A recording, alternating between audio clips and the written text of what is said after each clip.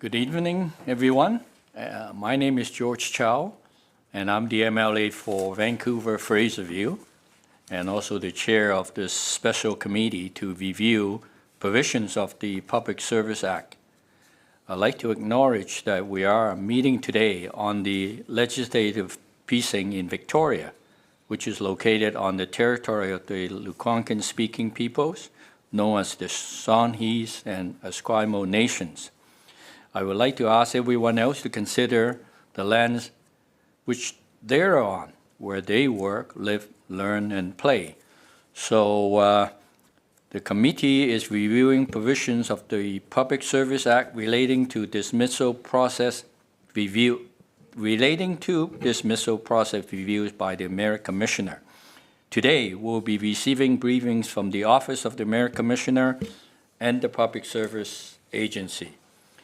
So before we get started, I would like to ask the committee members to introduce themselves, beginning with the Deputy Chair, who's on the screen. Thank you, George. Mike Morris, MLA for Prince George Mackenzie, coming to you live from the city of Prince George. Great. We must get the other member on the screen as well. Mr. Simon. Mr. Chair, thank you, Nicholas Simons. I'm the MLA for Powell River Sunshine Coast, and I'm Comox territory today. It's good to see you and my colleagues and witnesses. Right. Hello, everyone. I'm Harvinder Sandhu, MLA from Vernon Monashi. And I am Rolly Russell, the MLA for the Boundary, South Okanagan, and Similkameen. And Mr. DeYoung? Mike DeYoung from Abbotsford West. I turned it off. Okay, sure. And now, I'm pleased to welcome our first guest from the Office of the Merit Commissioner. Joining us today are Mr. David McCoy, the Commissioner, and welcome. And also, Elizabeth Moore, the Deputy Commissioner as well. I thought you were from another agency, sorry. You're together. Thank you.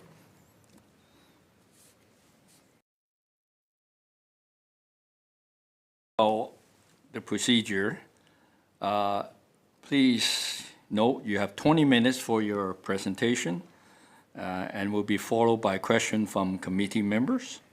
So now, welcome Office of the Merit Commissioner, and please make your presentation.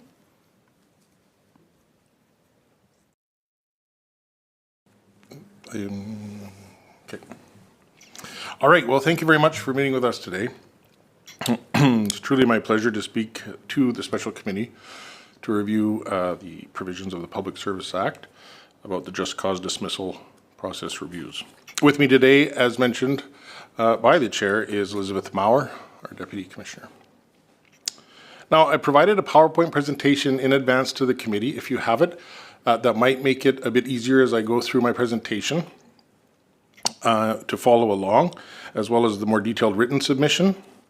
I'm not going through the slides verbatim, but I will from time to time just indicate which slide I'm speaking to. Also, our office wants to respectfully acknowledge, in addition to what's been said, that our work extends across the homelands of the Indigenous people within what we now call British Columbia. Okay, in the invitation to appear today, you asked us two questions. What is your experience with the dismissal process reviews, and do you have any recommendations on how to improve the dismissal process reviews? You also asked for any other information that I thought might be helpful to the committee's work. So to that end, I'm going to begin by sharing briefly some context for the work my office does in reviewing the just cause dismissals process, including the steps we follow. Then, I'll speak to our experience of dismissal process reviews. Specifically, what processes, procedures, and principles we use to evaluate dismissal processes. Some practicalities around making sure the files are eligible for review before we even start. How we work with our partners in the executive branch of government, and how findings and results since 2018 our findings and results in 2018, including our perspective on the ongoing value of the Merit Commissioner review of just cause dismissal processes. So to foreshadow my recommendations at the end, the Merit Commissioner's experience of dismissal process reviews since 2018 leads me to recommend maintaining the current provisions in the Act with 3 recommendations for amendments. Slide 3 is where I'm at now. So I've included a very brief chronology in the slides for your convenience, and I'm not going to go through them in detail. The main context to remind ourselves what led to the oversight function, terminations at the Ministry of Health with very serious consequences. As a result, the Ombudsperson's independent review of these circumstances, the report Misfire made many recommendations to the Public Service Agency and ministries to improve investigations and just cause dismissal processes, which government accepted. Independent review of dismissal processes was one of those recommendations. The Merit Commissioner's dismissal process review role provides independent oversight and evaluating whether the principles of natural justice and procedural fairness were applied to all eligible just cause dismissal decisions. In practice, the review began in 2019, which is when just cause dismissals first became eligible for the Merit Commissioner to review. And initially, it was a slow start. One of the early challenges in implementing the new responsibilities was ensuring the Merit Commissioner was able to receive the records needed to conduct a full review.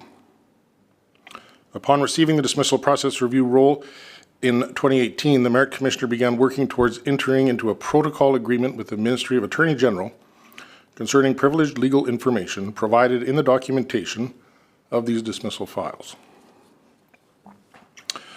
The Public Service Act authorizes the Merit Commissioner to review the dismissal file and any other information the Merit Commissioner considers relevant to carrying out their responsibilities under Section 5.11 of the Act.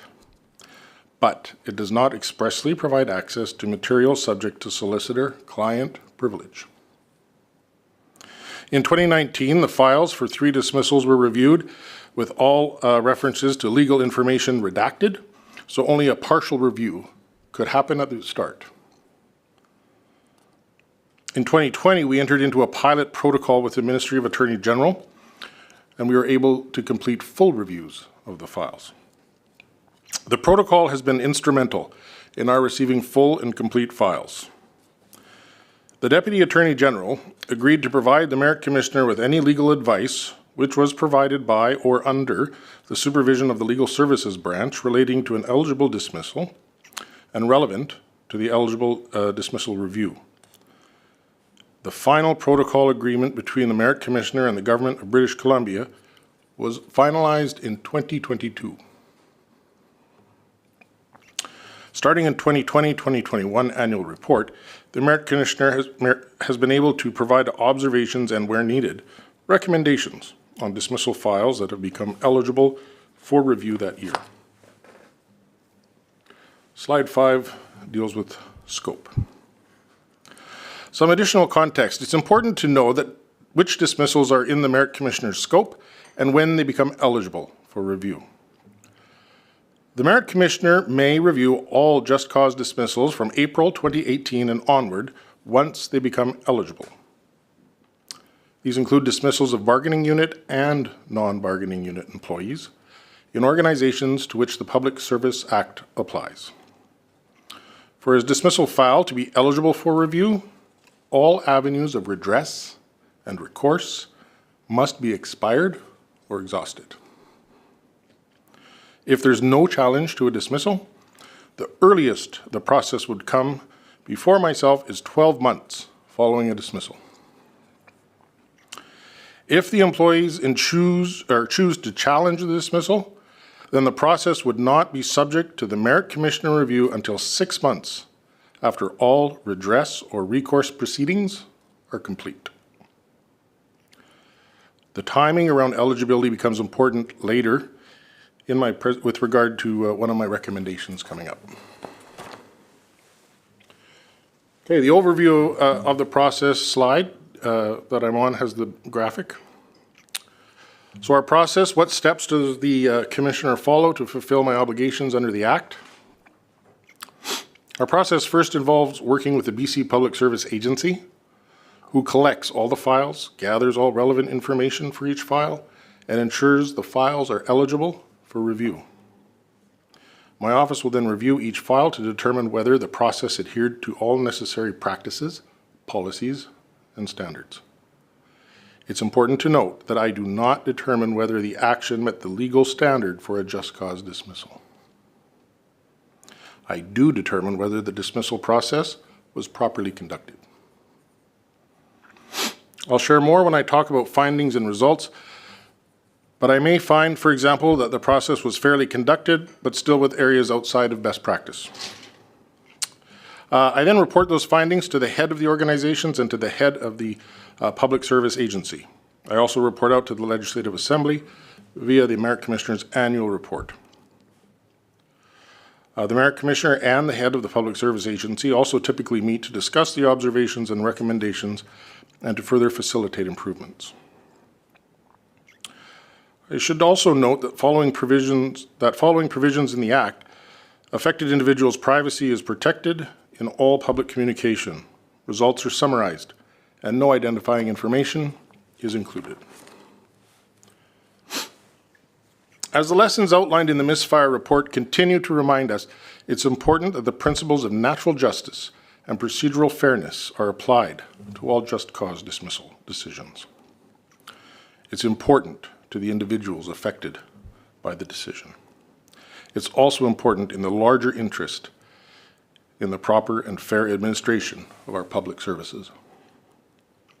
The committee asked about experience with the dismissal process reviews, and that's what I'm going to speak to next. I look very carefully at how dismissals follow the practices and standards that are outlined in the BC Public Service Human Resources Policy, Just Cause for Terminations. The policy at this time includes 2 administrative due process checklists for bargaining unit and non-bargaining unit employees, as well as procedural steps for review and approval. This policy and these checklists are the standard to which the BC Public Service holds itself accountable, and they are a key part of our dismissal process reviews. These processes, policies, and checklists may evolve, and I take changes into account. This occurred recently during the period that the government's COVID-19 vaccination policy was in place. For example, when the termination policy was amended and the new checklists were created to support that policy. My reviews consider these changes along with the enduring principles of natural justice and procedural fairness. Another important part of our experience with dismissal reviews is that, to this point, we have taken a comprehensive approach to which files we have chosen to review. The Act allows me to review any or all eligible files. To this point, the Merit Commissioner has chosen to review all eligible dismissals, with the exception of the files relating to the COVID-19 vaccination policy. Doing so provides the most comprehensive insights into the fair implementation of government policies and procedures, and it provides a robust baseline for comparisons going forward. We have found that it's valuable to observe and report on trends in dismissal review processes and how they are applied. This includes both improvements and areas for improvement. It's also critical to observe notable practices, even if they are observed only in one case, so that feedback can be provided to the organization for appropriate action. The Act also does provide valuable flexibility concerning the number of dismissals which may be selected for review. This is useful. It's a useful provision that allows the Merit Commissioner to adjust the approach as circumstances warrant. Looking ahead, I will exercise that flexibility for dismissals arising from the BC Public Service COVID-19 vaccination policy requirements. In our experience thus far, the workload associated with the actual process reviews is variable. To date, reviewing all eligible dismissals has not been burdensome to my office. Slide 9. Another key element of our experience with dismissal reviews is how, in practice, the eligibility files for review is managed. Why is this important to manage? Because employees need to have appropriate access to processes like grievances without any potential for interference from the Merit Commissioner reviews. It's also important that I'm able to report out on observations in a reasonable window of time after the dismissal has concluded. And this supports organizations in being able to reinforce new positive practices or make improvements within a reasonable time frame. Throughout several years of review, the Merit Commissioner has observed that the current legislated eligibility timelines are optimal. That is to say, 1 year after the dismissal or 6 months after a resolution of a process. I'm pleased to report that all eligibility requirements outlined in the Act have been complied with. The BC Public Service Agency has notified my office appropriately about changes to files eligibility where known. They have complied with the Act in withholding ineligible files and communicating appropriately with my office.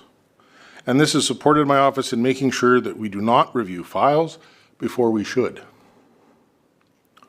The eligibility provisions in the Act are serving their intended functions. At the same time, I want to note that the COVID-19 pandemic has created unexpected consequences with respect to managing dismissal file eligibility. This relates to an update to the Act that I'm recommending today. A potential timing issue has arisen with regards to delays in the BC Human Rights Tribunal complaints. If a complaint is filed with the BC Human Rights Tribunal by a former employee, the employer is not made aware of the complaint until the tribunal serves the complaint. Currently, there is a significant delay in the ability of the BC Human Rights Tribunal to serve a complaint and notify an employer that a complaint has been filed. The tribunal's current general practice is to not release information about unserved complaints at the screening stage.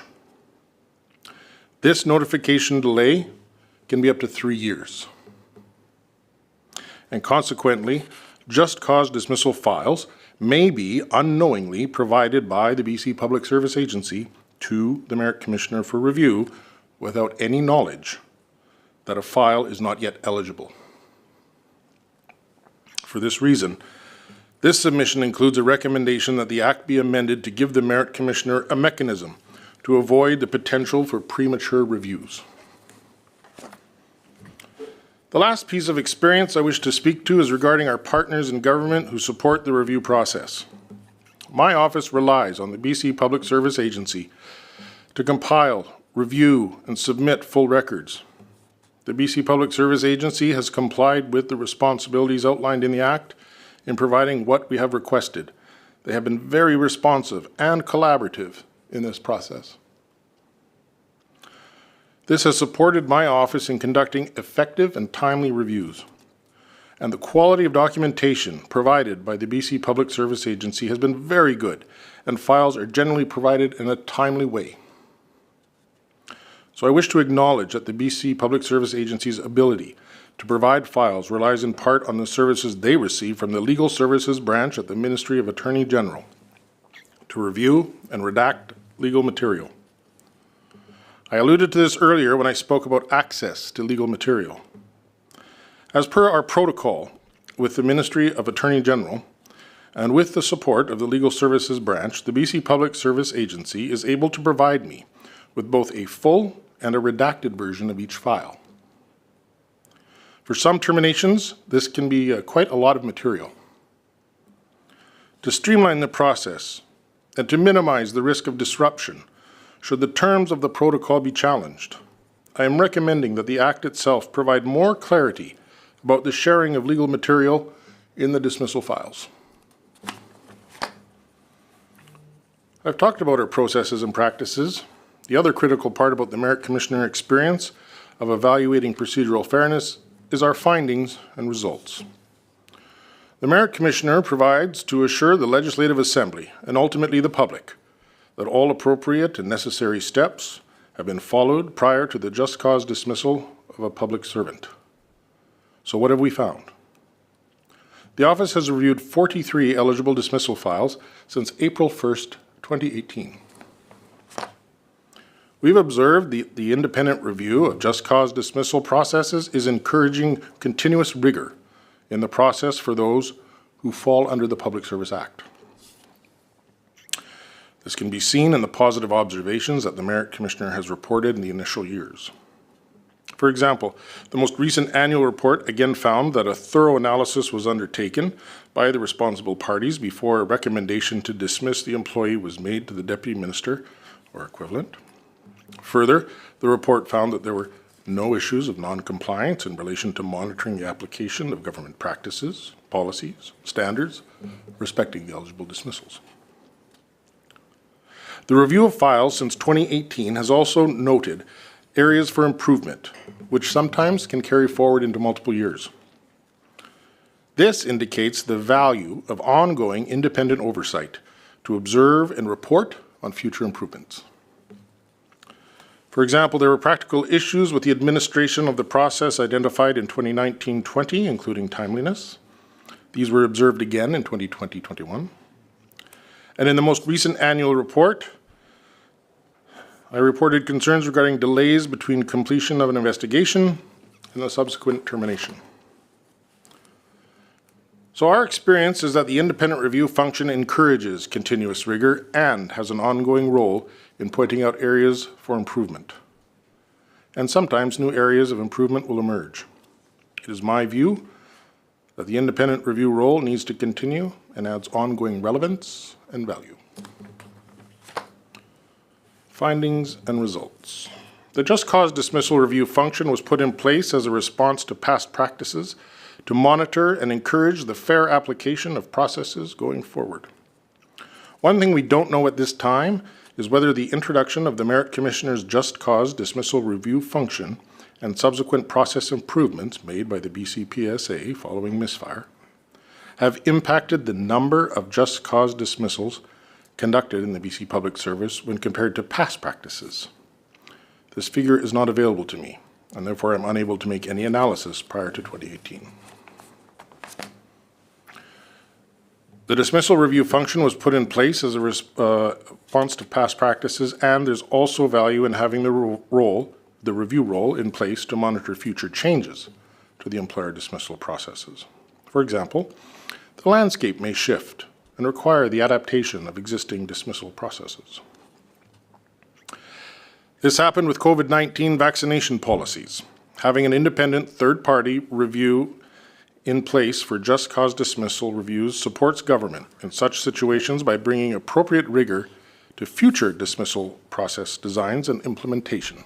So for the presenter, just want to remind that we're getting to the time, but I think you only get around, what, 3 minutes? Yeah. Four slides left. Yeah. The experience and context for the review process that I have shared today have described the ongoing value of the independent role. I've also spoken to how the Merit Commissioner and other parties have followed the provisions under the Act. In our experience, the current provisions of the Act support the Merit Commissioner in fairly and consistently reviewing the just cause dismissals for procedural fairness. Therefore, as the Merit Commissioner, I recommend to you, the Special Committee to review provisions of the Public Service Act, to maintain the oversight role related to just cause dismissal process reviews in the Act with some amendments. Okay, so why do I recommend this? The Merit Commissioner's independent oversight role in reviewing just cause dismissals remains of value to ensuring citizen, public servant, and legislator confidence that processes are fair, consistent, and support public policy through the provision of the Public Service Act. In addition to being well-positioned to continue to fulfill the mandated responsibilities, I am recommending maintaining existing provisions of the Act related to the dismissal reviews, including the role in Section 5.11 as an independent reviewer, the definitions of reviewable dismissals and dismissal file, the definitions of eligible dismissals and provisions of Sections 5.12 regarding eligibility, requirements of 5.13 for the agency head to provide information to the Merit Commissioner. Provisions of 5.14 regarding the Merit Commissioner's scope with regard to dismissal reviews. direction in 5.12 subsection 4 regarding what can and cannot be disclosed regarding the dismissal review in the annual report, and protection outlined in 22.3 that the Merit Commissioner must not be compelled to give evidence in relation to a dismissal that is or initially a dismissal under section 22.2. Okay, so my three recommendations. In addition to that, I'm recommending amendments to the Public Service Act. The first one, please, I'm asking that you include in the Act wording to allow the Merit Commissioner to compel basic information from any grievance procedure under a collective agreement or a proceeding before a court or a judicial or quasi-judicial tribunal in relation to the reviewable dismissal for the sole purpose of determining eligibility for dismissal review. Secondly, I'm recommending the following amendment to provide additional clarity. Include a provision in the Act under 5.13 to clarify that it is not a waiver of legal privilege to share dismissal files, including legal material, with the Merit Commissioner, and to expressly provide access to materials subject to solicitor-client privilege.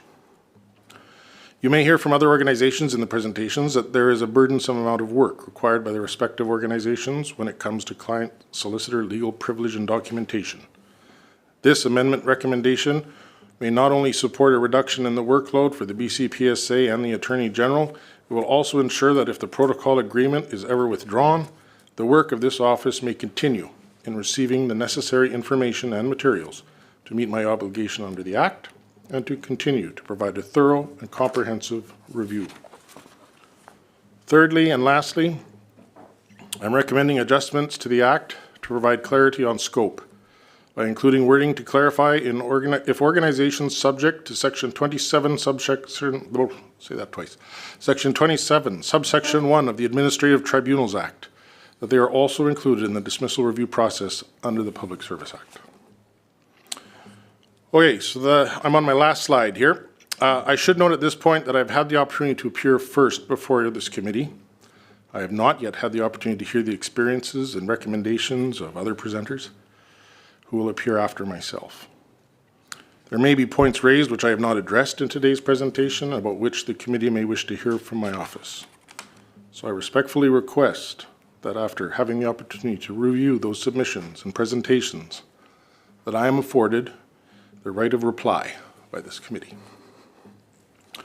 I want to thank you for the opportunity to present to you this evening on the experiences and recommendations from my office. My Deputy Commissioner and I are now pleased to answer any questions that you may have.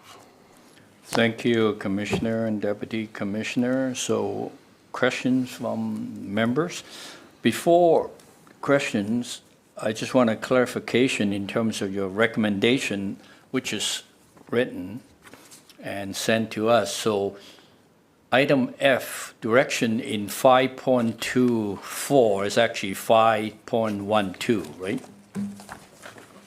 That's the last page, page 9 of 9.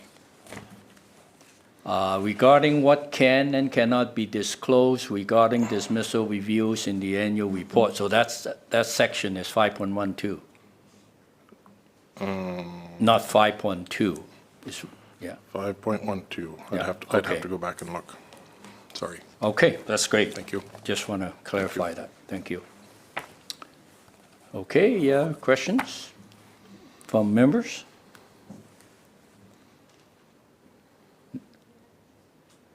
Okay. Yes, the member? Mr. Chair, my hand's up. Okay, yeah. So who's on the screen? Let's go with Mike first then, yeah. Mike and then who else? Thanks, Nick and, both of you for coming in this evening and for the material that you provided in advance. Our terms of reference, and I just reviewed them, are fairly broad in terms of examining, conducting the review of your reviewing provisions or capabilities under the Act, and you've, I think, about 3 or 4 different occasions talked about the attention you pay in those reviews to ensuring procedural fairness and that the rules of natural justice are being followed. You have provided that information to us in the context of your existing jurisdictional authority under the Act. My question is this, and I'll be clear. I haven't in the last few years been approached by anyone who has been dismissed for just cause. I have been approached by people whose pathway to dismissal has traveled through things like long-term disability and other features of an employment relationship that have led to eventual dismissal. My general question, and I think it's appropriate, based on the experience that you've gained in reviewing the 44 files that you referred to, and the files that weren't eligible for review, have you been able to draw any conclusions about whether or not it might be appropriate to expand your statutory jurisdiction to take into account circumstances where people have found themselves dismissed or unemployed, and where allegations of procedural unfairness have been levied, and there is no review, presently no review authority. It's I guess my invitation to you, and it is based on the insight you would have, do you see a need? And two, any thoughts on whether there is merit in expanding the Merit Commissioner's review jurisdiction? Well, I can't base any opinion on the information we have had at hand to date, because the only information we have at hand to date is for just cause. So we've not looked at any other type of dismissal that may be not for cause, right? So I couldn't comment as to whether or not there's a need, because I've never seen any other types of files except for the just cause. So it would be pure guessing on my part if I was to do that. There are other avenues, I suppose, for people who feel that you know, they can go through the ombudsperson's office and other areas if they want, I suppose. But you know, so sorry. Your second part of that was: is there value in expanding the role to include that? Your answer, as I expected, is limited. Yeah. Because your jurisdiction is defined and Correct. you have acted on it. And I guess I'm asking whether you harbor any concerns that the kind of procedural unfairness that a review like yours is designed to uncover might be taking place in other circumstances beyond your jurisdiction. Well, that would be pure supposition on my part. I couldn't tell you. Sorry. I know you wanted different. Yeah, okay. But I can't. I don't know. Right. You know. So no request today from your office for an expanded jurisdiction? Not for my office. If it's given to us, we will do what we do. Okay. Yep. Okay. Thank you. Next question from Nick Simon. Thank you. Yeah, thank you, Mr. Chair, and thank you to the presenters, Mr. McCoy. I was just wondering, the last point you made, and maybe I should be asking the chair or the clerk of committee here whether or not, in fact, we would be able to offer the commissioner an opportunity to come back and respond to any potential other witnesses who may offer opinions that may require some response, because that would also help us as members of this committee to hear sort of a fulsome discussion around maybe the recommendations that the person's made other perspectives on that. So I'm just curious if the process allows for us to an opportunity to hear perspectives after we've heard from other witnesses. Thank you. Yeah, I would think this is really what the committee should be discussing. After we have gone through the submissions and whether we really need to expand our mandate or scope, but certainly we could discuss among ourselves. But I think the point is well taken questioned by Mr. DeYoung and also supported by you, Mr. Simon. I think that's certainly something we could consider. Yeah. Any other question? No? So I do have one question. This is just my ignorance. Example as to the natural justice and procedural fairness versus a legal standard for just cause dismissal. Can you kind of give me some real life example? I'm not a lawyer, so I just want to. I'm going to ask Elizabeth to chime in at this time, if that's all right. Sure. Yeah. Sure, and I'm not a lawyer either, so I'll put it in very plain language. I think the point that we want to make there is that, we're not evaluating these files to say, should this person have lost their job, right? Did government have a good reason? Did they meet the legal standard for terminating the employment of this person? We're looking at it to see, was a fair process followed? So one of the principles of natural justice is that if an organization advertises this is the process that we follow, that they follow that process.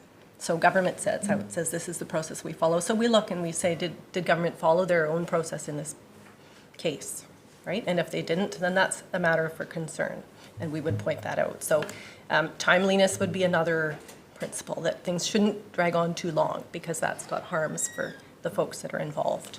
So those are a couple of concrete examples, if that helps. But then what is the legal standard for just cause dismissal? Like what are some of the components that would make up, evidence or whatever procedure that meets the legal standard? What are the differences? So I'm going to defer to my wise colleagues at the Public Service Agency Okay. behind me, who would be very able to answer that and talk about Williams-Scott factors Sure. and all sorts of other technical things that aren't our kind of purview. Okay, great. Sure. So, Mike, again? Yeah. Thanks. Kids, one of you just walk me through, I've got the Public Service Act. I don't have the computers like these other folks do. Went over to the wall. We did fossils today, and I'm one of them. So, can you walk me through, so that I understand, we were talking about sort of the Merit Commissioner's Office's jurisdiction. Just point me in the right direction. What limits it to just cause dismissals? Because I'm at 5.12 entitled dismissals eligible for review, and maybe I've read it too quickly or I'm not reading it correctly, but is that where the jurisdiction is limited to just cause dismissals? You have to jump around a little bit in the Act, I think, because we were added in later, of course. It's under 22.2, it talks about, I think it's the definition refers to 22.2, and that's where it talks about just cause dismissals. Remember, is it the definition? Yeah.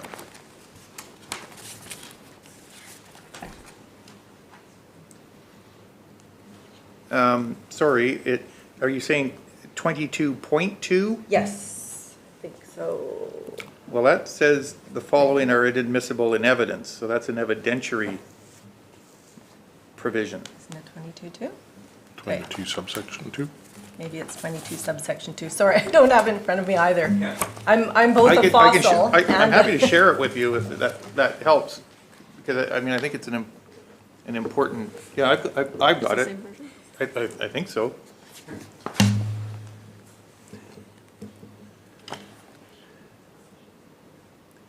Yeah, so the section 22 of the Act, 22 sub 2, says the agency head, a deputy minister, an individual delegated authority under may dismiss an employee for just cause. That's fine. That's not your reviewing authority. I'll look it up and find the actual, there's one of the lines that talks about the authority of the merit commissioner talks about may dismiss or may review the dismissals of employees who are dismissed under 22 to 22.3. 20. 22.3 refers to back to 22 sub 2. Okay, thank you. I'm really in the hot seat today. All right.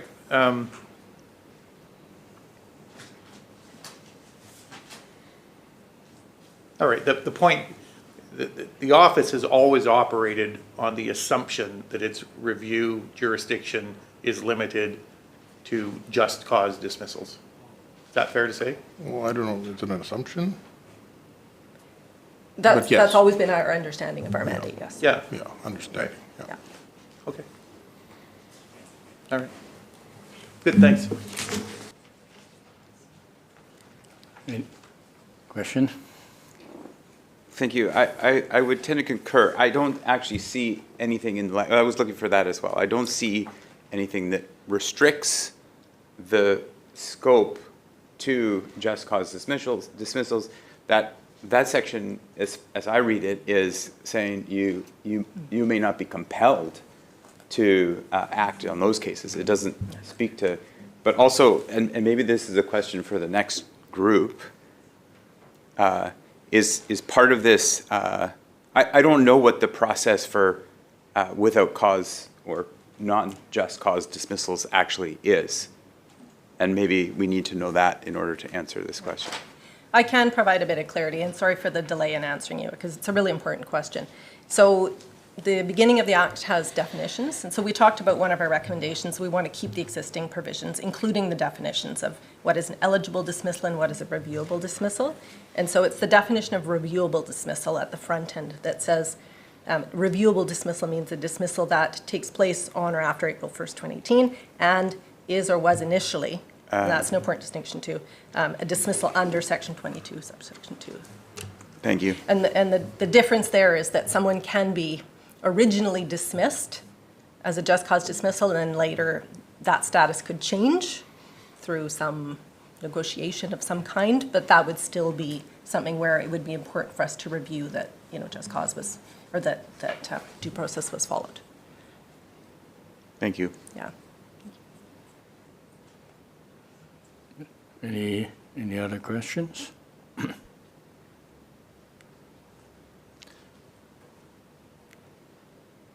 You have another question, right? No? Okay. No, I just want to say thank you. Thank you, Rob.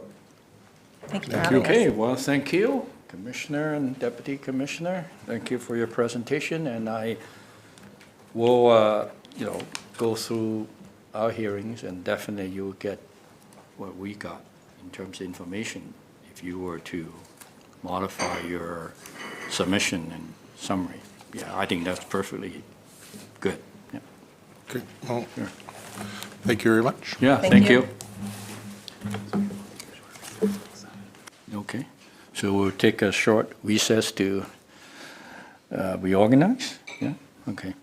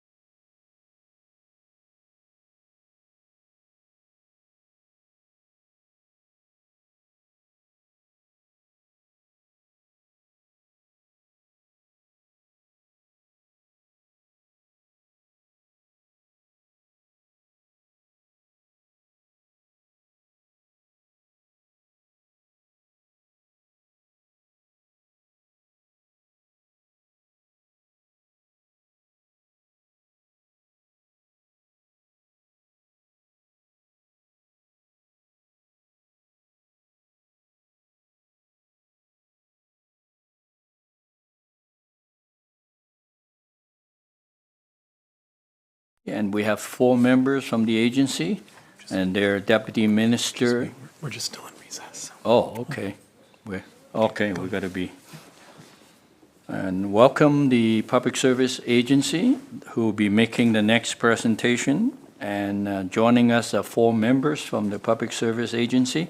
Deputy Minister Deb Godfrey, Assistant Deputy Minister Allison Blackstock, and Executive Director of Employee Relations Ken McLean, and Executive Director of Policy and Research Angela Wells.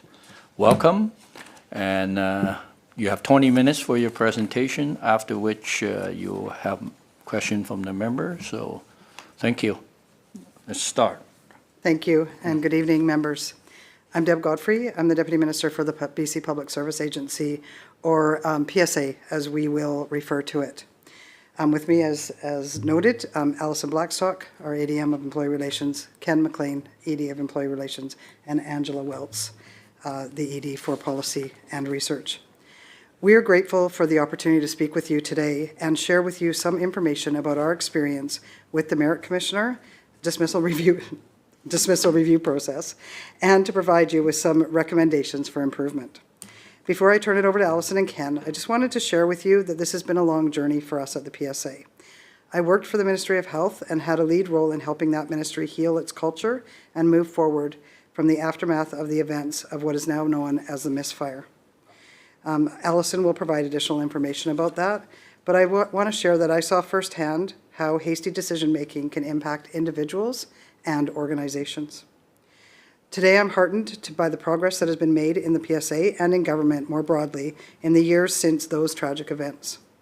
I'm also heartened by the positive reviews we have been receiving from the Merit Commissioner. I'd like to express my thanks to the Merit Commissioner and his staff for the positive and productive dynamic between our offices, which has contributed to an effective ability to work together and support the Merit Commissioner.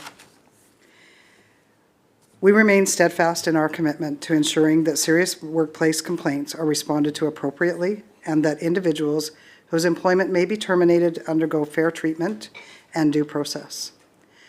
With that said, I'm going to turn it over to Alison and Ken, who will take the next part of the presentation. Thank you. Thanks, Deb.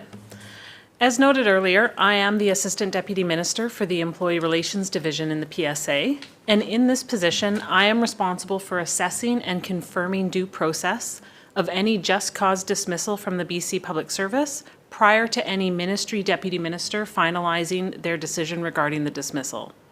So I'll start with a bit of background information about the PSA, which is the central agency for human resource matters within the BC Public Service.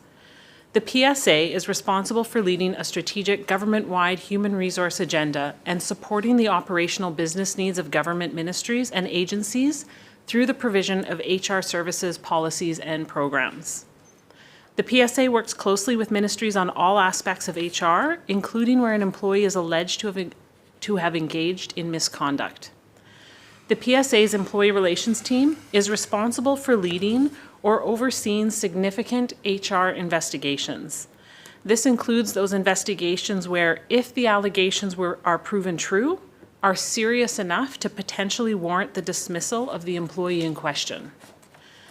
These investigations are led by a PSA employee relations specialist, a dedicated employee relations investigator, or by a private labor lawyer experienced at conducting employment investigations who has been retained by the province for this purpose. Now, the Merit Commissioner's dismissal review process was established in response to a recommendation from the BC Ombudsperson in his 2017 misfire report, which examined events that occurred in 2012 and 2013 related to the termination of 7 Ministry of Health employees. Those terminations followed what has been recognized as flawed investigations and rushed decision-making processes that had significant and lasting effects on the individuals who were involved and on the public service as a whole. The Ombudsperson's misfire report, along with related reviews completed in 2014, which was the McNeil report, and 2020, the Corinne Bell review, resulted in a broad suite of recommendations focusing on individual redress and systemic changes for government. In response, the PSA implemented a variety of actions and process improvements to increase the procedural rigor in HR investigations and associated disciplinary decision-making. These enhancements were designed to ensure proper processes are conducted and individuals are treated fairly before a decision is made to dismiss them from their employment with the public service. Dismissals follow specific criteria and mandatory procedures, including a requirement that the responsible deputy minister be properly briefed and have reviewed labor relations analysis or a legal opinion regarding the strength of the termination before making their decision. In addition, and as I mentioned a moment ago, as the Assistant Deputy Minister of Employee Relations, I am responsible for assessing and confirming due process before the Ministry Deputy Minister can finalize their decision regarding the dismissal. Amendments to the Public Service Act in April 2018 gave the Merit Commissioner the responsibility to review just cause dismissals from the BC Public Service. British Columbia is the only jurisdiction in Canada that has such a review of employment dismissals by an independent office of the Legislature. Since the Merit Commissioner dismissal review process came into effect in April of 2018, there have been 400 reviewable just cause dismissals. Notably, 315 of these dismissals occurred in 2022 as a result of those employees' non-compliance with a mandatory requirement to be vaccinated against COVID-19.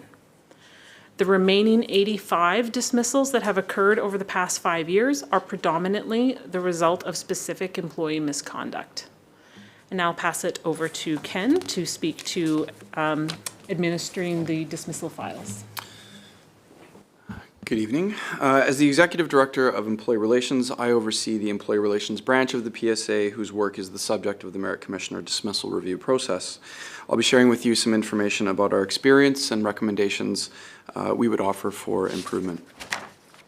The first aspect of our experience that I'll touch on relates to the administration of dismissal files. This begins with conducting a proper and fair human resources investigation once allegations of misconduct arise.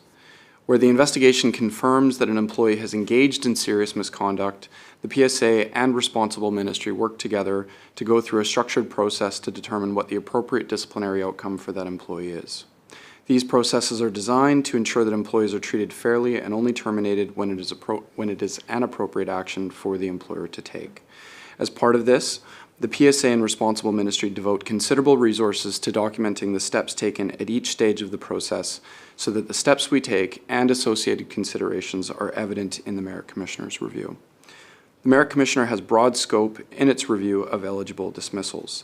They have the authority to examine the PSA and ministry's actions across the entirety of the investigation and disciplinary dismissal decision-making process, from the initial discovery of the allegations through to the communication of the termination decision to the dismissed employee. Focusing the Merit Commissioner's reviews to specific components of the process would better reflect an appropriate balance and allow the PSA more flexibility to expediently carry out its role and support ministries in properly and fairly responding to complex and significant workplace allegations and issues. The second aspect of our experience I'll touch on is about the work we do when interacting with and facilitating the Merit Commissioner's reviews. As prescribed by the Public Service Act, the PSA provides the Merit Commissioner's Office with semi-annual reports on dismissal files and discloses individual dismissal files to the Merit Commissioner from across the public service for their review.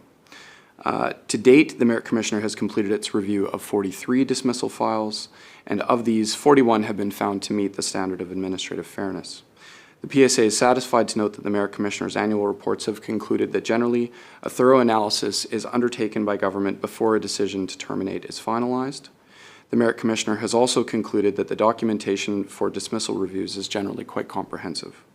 To date, the Merit Commissioner has elected to review each just cause dismissal file that has become eligible. The work volume associated with the production and disclosure of individual dismissal files to the Merit Commissioner's Office presents a significant demand on PSA staff time and resources. As the Merit Commissioner presently reviews all records associated with each dismissal file, Extensive efforts are taken to collect and gather all records from the investigation and disciplinary decision-making stage. Once collected, the PSA must work with the Legal Services Branch in the Ministry of Attorney General to review the file for information that must be redacted before it is released. For instance, information about a child or youth in the care of the Ministry of Children and Family Development would be redacted due to its sensitivity and the protections on such information required by the Child, Family and Community Services Act. In addition, legally privileged information must also be redacted from each dismissal file before it is disclosed. As a result of the protocol between the Merit Commissioner and the Ministry of Attorney General, legally privileged information is provided to the Merit Commissioner for their review in a red line package which highlights that information that is legally privileged. On completion of their review, the Merit Commissioner is to destroy the red line but retains a second black line copy of the dismissal package which has the legally privileged information redacted or blacked out. To properly prepare the red line and black line versions of each dismissal file requires weeks' worth of effort due to the need to conduct a line-by-line review of the records, which typically contains hundreds of pages of documents and other records such as video and audio recordings. Such a review is necessary to ensure that information that should be redacted is not missed and inadvertently released. The PSA recognizes its accountability in this process and the role of the Merit Commissioner in reviewing dismissals. However, the impact of managing the dismissal review process as it is currently administered does create a real and substantive resource challenge for the PSA. The time and effort taken to support the dismissal review process diverts limited staff capacity away from other high-value work. This in turn contributes to delays in the timeliness of human resources investigations and associated decision-making processes. These delays can have impacts on the individuals involved, of course. Moving now to our recommendations. Ensuring a rigorous and all-inclusive process was important in the initial years of implementation of the dismissal review process. Reviews over the past 5 years since the process came into effect confirm the PSA is following a comprehensive and appropriate approach to just cause dismissals. We fully intend to maintain this high standard we've set. With effective processes and practices firmly established, we believe there's now an opportunity to work with the Merit Commissioner to adopt an approach that is more proportionate. We believe this can be done in a way that maintains the integrity and spirit of the process while reducing the administrative burden, which would enable us to focus our resources on the delivery of our broader responsibilities. Specifically, our first recommendation is that when the Merit Commissioner reviews a public service dismissal file, that only specific file documentation be provided, as opposed to all records associated with the investigation and disciplinary decision-making being disclosed. We would provide any additional documentation that may be required by the Merit Commissioner on a particular file where asked. Secondly, we recommend that the Merit Commissioner shift away from reviewing all public service dismissal files and instead review a sample of dismissal files. On this, I note that the Merit Commissioner's Office has already indicated they intend to take a sampling approach on files where the dismissal was related to the individual's non-compliance with the mandatory requirement to have been vaccinated against COVID-19. We would encourage and support an approach to be taken such as this across all just cause dismissals. I also note that these recommendations do not require amendments to the Public Service Act and can be achieved simply through collaboration between our office and the Office of the Merit Commissioner. That concludes our presentation, and we would welcome any questions you may have for us. Members, question? Nick. Who is Nick. Oh, Nick? Yeah, I just want to say thank you very much for the presentation. And my question has to do with the recommendation that the Merit Commissioner only review specific file documentation. I'm just wondering, is it clear at the beginning of an investigation or a review which documents are required? And has there been an issue besides, I guess, the slightly, increased workload with respect to that being provided to the Merit Commissioner? Is there a reason to limit the documentation provided to the Merit Commissioner other than what I understood to be a workload issue? So at the outset right now, it is clear in that all records are provided. So in that way, it's conceptually simple. And no, aside from the resource burden, there is not necessarily any other reason to limit the disclosure. I will add, though, that there is a difficulty that we work through with the legal services branch in preparing those materials, because audio recordings, for example, and video recordings are very difficult to redact for legally privileged information. So that's a consideration. Thanks, Mr. McLean. I was just thinking that it seems to me that the Merit Commissioner's office may need a more broad or a more comprehensive submission in order to make their determinations. And I just wondered how practical it would be to limit what the Merit Commissioner was able to see at the outset. Thank you. Thank you. Avinder? Thank you, Chair. Thanks to presenters. MLA Simon asked part of my question regarding recommendation 1, why only specific documentation as opposed to all records. So you answered, but my question is that will there be a risk to lose or miss key information or vital information that might be necessary to conduct the review if we don't review more documents and just pick specific, or will there be criteria to how you choose those documents so nothing gets missed? Thanks. Yeah, we have a thought around a fairly extensive sort of list of records that we would provide to the Merit Commissioner at the outset. And I think for clarity, so there are sometimes hundreds of pages of documentation and evidence and those sorts of things that's part of the record. And essentially what we're proposing is things like the terms of reference in the investigation report and the labor relations analysis and the legal opinion all be provided. So the concept that we're trying to suggest is that the package of records that would still be fairly comprehensive at the outset, and then if there are questions that arise for the Merit Commissioner in the course of their review and they would like additional documentation, we'd be happy to provide those. It would that way would reduce the need to sort of go through and redact each and every single document related to the file, and instead we could focus on particular documents and maintain the essence of their review. So I don't think so, but again, we'd be happy to sort of have those discussions with the Merit Commissioner subsequently. Awesome, thank you. Thank you, Chair. Thanks for the presentation. I guess perhaps a naive question, but of those 43 cases, we had 2 that were identified as problematic or not following due process, it sounds like. And maybe this is a question for later, but the inequity in process that was identified in those 2 cases, for example, would there not be a way to provide a package? It sounds to me like the bulk of the resource dedication is tied to the redaction as opposed to the collection of the material. And is there a scenario where a package could be provided, and if there was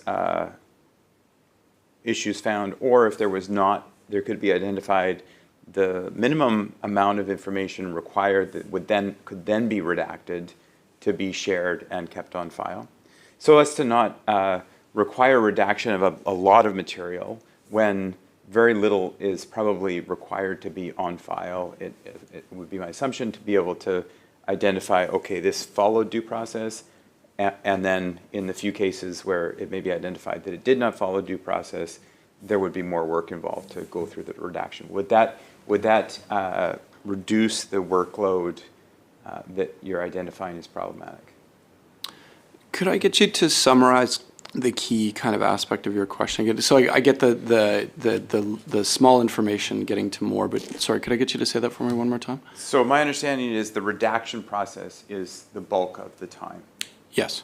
And so if that is the case, then is there a scenario where you provide a more substantive package and the review takes place, and then there is a smaller subset that is identified that would need to be redacted after the fact, instead of going through the redaction process for every case, for every element of every case? Yeah, so I guess my answer to that is that the protections of, say, the Child, Family and Community Services Act that I referenced earlier prohibit the disclosure of those records, and except for in certain cases. And so that is an example of information that if we were to adopt the approach that I think I followed, you just articulate, we would be potentially disclosing records that should not be disclosed. So to try to then sort of, redact after the fact or something like that, I don't think would work, because the horse would have already left the barn, so to speak. So to clarify, you mentioned your red line and your black line version. Yeah. Your red line version is a preliminary redaction. Right. The black Sorry. line version is a much more substantive redaction, in my understanding. Yeah, thank you for asking that. That helps me kind of crystallize around what your key question is. So there's a distinction between sort of two aspects of what get redacted. So what is given in the red line and then redacted out in the black line is information that is legally privileged for us. But information that would be, say, subject to the Child, Family and Community Services Act, et cetera, is redacted entirely, so it does not go. So is the bulk of the time spent on the red line or the black line redaction? Maybe that's a simple way to ask the question. It's both. It's both. It's the effort to go through every single document to identify what that legally privileged and other information is that may need to be redacted. The processes to establish the red line and black line version I don't think are particularly problematic, but it is the review in itself that costs the time. Okay, thank you. And next, Mike Morris, question? Yeah, thanks, George. Just a couple of questions here. With respect to there's 43 reviews that were done. There was 41 that met the standard. There was 2 that didn't. So I'm curious as to what those 2 were, the severity of the distractions or not meeting the standards there. And then my second question related to that is, what kind of quality assurance process does the Public Service Agency currently utilize in order to follow these files through and risk these kinds of things out? This seems like quite an expensive process, and the Deputy Commissioner spoke about it in her opening comments about a lot of changes that have been made to the Public Service Agency and more rigor established to these kinds of functions. So just, what were those 2 files that did not meet the standard? And then what kind of quality assurance process do you have in place? Thank you for the question.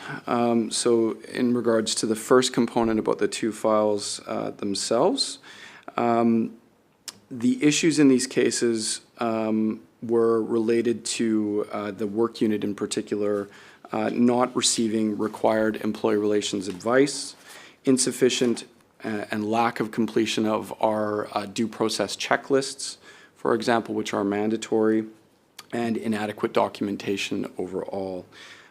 In February of 2022, myself and other representatives from the PSA followed up with the organization responsible for those 2 files to share the Merit Commissioner's feedback and to discuss best practices and expectations moving forward. In regards to the quality assurance processes, I would start by saying that there have been a variety of process enhancements that have been implemented over the course of the last 10 years in response to the various misfire reviews and investigation by the Ombudsperson's office. We have adopted the sort of perspective of continuous improvement as well, so we continue to make enhancements and improvements today.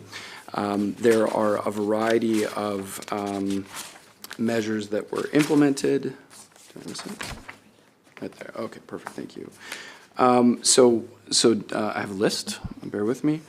So policy and practice changes to ensure labor relations and legal advice is considered prior to just cause termination decisions being made. Greater oversight of major human resource investigations. The establishment of terms of reference for each major human resource investigation. updates to practices related to the suspension of employees pending the outcome of an HR investigation, including the cessation of unpaid suspension for excluded employees, the establishment of protocols governing what information can be disclosed both internally and publicly when an employee is suspected of misconduct or confirmed to have engaged in misconduct, the establishment of a procedure regarding when a matter of misconduct may be reported to police in non-emergency situations, training materials for staff who conduct investigations, as well as for supervisors and managers and public service executives regarding enhancements, and as well sort of, the aspects of due process that are part of the process, that is part of our training as well for those folks, as well as with regard to disciplinary decision-making processes. So there's more than that, but that's sort of the highlights that I would offer. Appreciate that. Thank you very much. Any other question? Mike? Yeah. Thanks.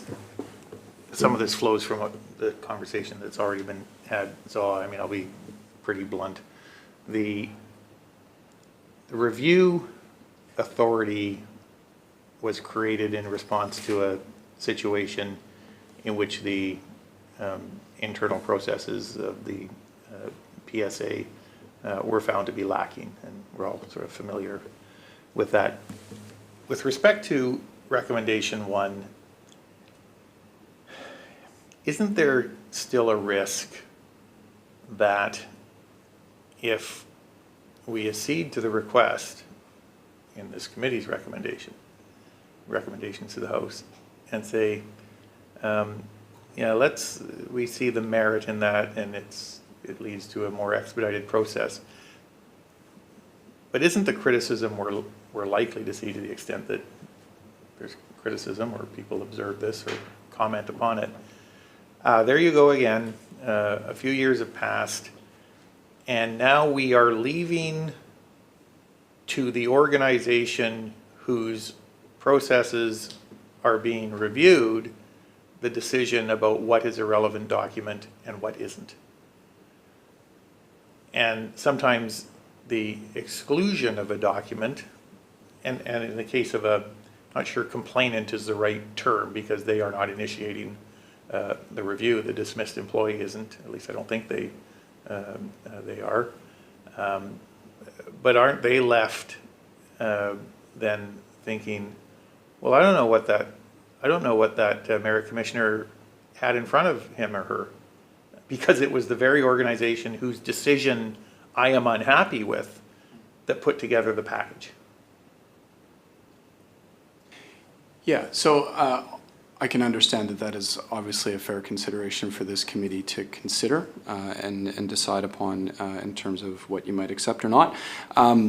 What I would say to that, Honourable Member de Jong, is that what we're proposing is not that we would withhold or prevent the Merit Commissioner from having access to materials necessarily. What we're simply proposing is that as a general process, there be a suite of documents. And again, from my viewpoint, I see a vast array of documents, and I wonder if all of them are strictly necessary in the main.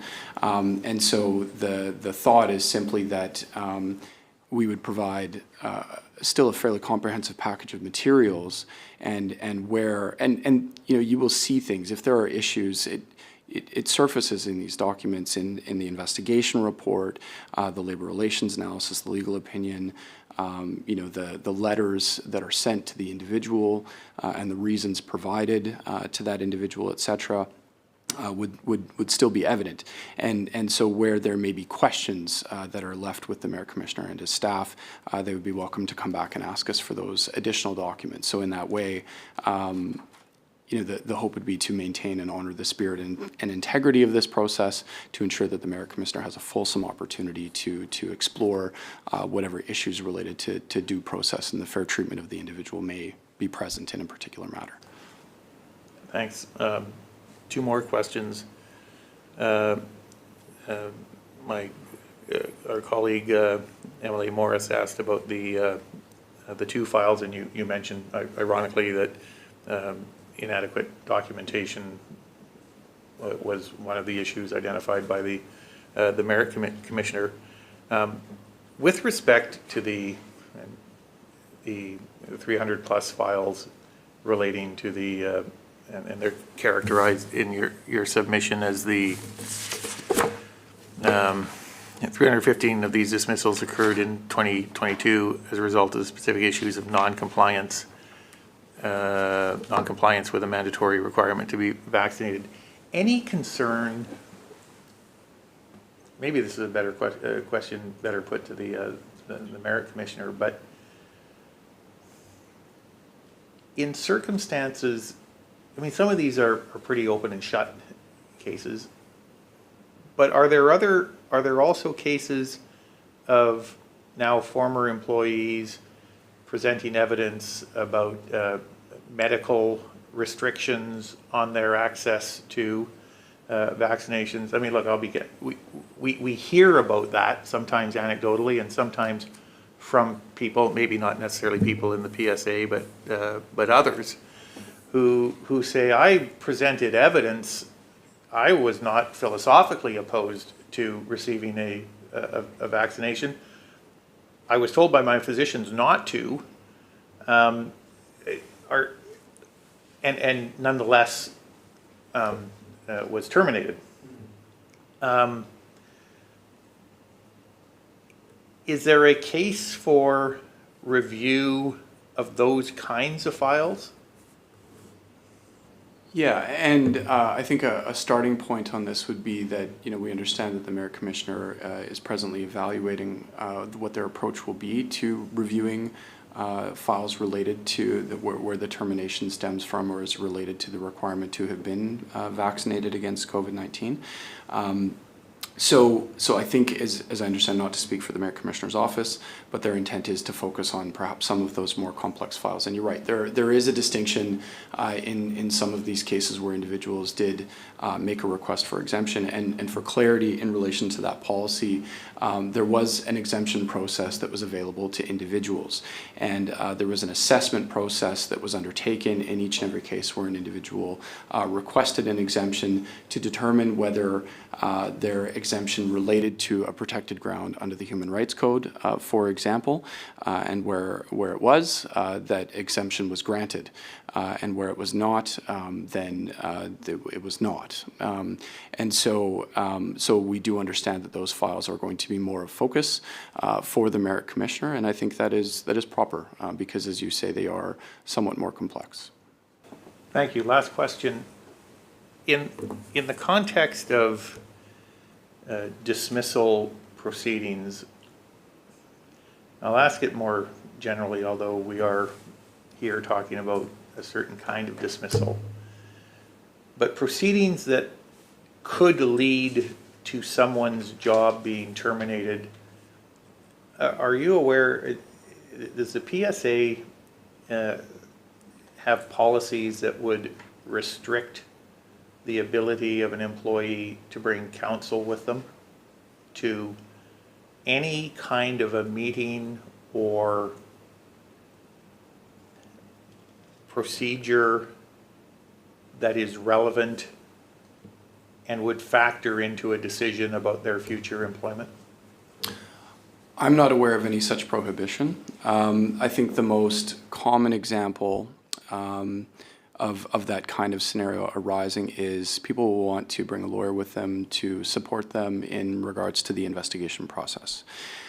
So the general process requirement or process rule that we have, I should say, is that unionized employees have a right to bring a shop steward with them or a union representative to support them. Excluded individuals are given the same option to have a support person present with them in those proceedings. What we have said to individuals who have expressed an interest in bringing counsel is that they're welcome to do so. Excluded individuals can bring a lawyer as their support person. Now, the important thing to understand is just because they're a lawyer, their role remains the same in terms of how they would support that individual in the process. For unionized employees, that may wish to bring a lawyer, they are, we don't say no, but what we tend to do is we encourage them to talk to their union about that so that they can kind of confer on what their best representation is. Now, in any significant sort of disciplinary meeting, a unionized employee has the same right to bring a shop steward or representative with them, and the same sort of calculus would apply in my mind. And as I said earlier, I'm not aware of any prohibition or a situation where we have expressly denied somebody bringing a lawyer to a meeting like that. The one thing I will say, though, is that sometimes individuals don't wish to speak to their employer. They want the employer to speak to a representative, whether that's a union representative or other person. At a certain point, that becomes non-functional for an employer. We need to be able to interact with our employees. So that's why there's a defined role for support people as well as unionized representatives in regards to that sort of process. And it involves, for example, needing to hear directly from the employee as opposed to working through an intermediary. Thank you. Okay, Rody, you have a question? You, my understanding, given your two recommendations and given this conversation, is a hybrid would still be, from your perspective, better than where you are right now, in the sense that if the outcome was that the merit commissioner, you identified a restricted set of information that was to be provided for any records that were haphazardly or randomly identified, or sorry, a restricted subset that was provided for all records, and at the same time, you were subject to a random identification of records that, or cases where you provided all the information, that would still be better for your challenges on your workload. Yeah, yes. So both of the recommendations that we've offered would serve to aid us specifically regard to the work effort associated with facilitating the process. So if I missed something in your question, I would feel free to. So there's, my understanding of your recommendation is that both of these would ideally apply from your perspective, and so there would be a sample of cases identified and a limited subset of information provided for those that were identified. And I'm asking, I guess, what your opinion would be of a scenario where there was a limited amount of information provided, but then there was, for those limited number of cases potentially, but then there was also a sample where full disclosure was provided. I see. Yes, that would be preferable. Okay. Thank you. I do actually have a question in terms of when you're redacting the documents, you actually have employees that were sworn under oath to do that kind of work. I don't know, legally, can you extend that to, say, people from the Merit Commissioner's office that are appointed to work with you, and would that reduce your workload? Theoretically, it would reduce the workload, but it wouldn't work from a legal standpoint. And the most relevant piece of legislation that I would offer is the Freedom of Information and Protection of Privacy Act, which treats different ministries as different public bodies and separate entities and establishes the rule sets around disclosure. And then you have other legislation. Earlier I referenced the Child, Family and Community Service Act, which has its own sort of prohibitions on disclosure. So as soon as we hand over that information to the Merit Commissioner's office, we are in essence disclosing it in a legal sense to an outside entity. So it wouldn't void the legal risks to us disclosing that information unredacted. Any other question? No? So, well, thank you. Thank you for your presentation, and it's great. Thank you. Thank you, Shirley, because you're... Okay. Thank you. And members, is there any further business? Seeing no further business, I would entertain a motion to adjourn. Ravinder? Okay. Any opposed? Okay, carry. Thank you, Chair. Thanks, everybody.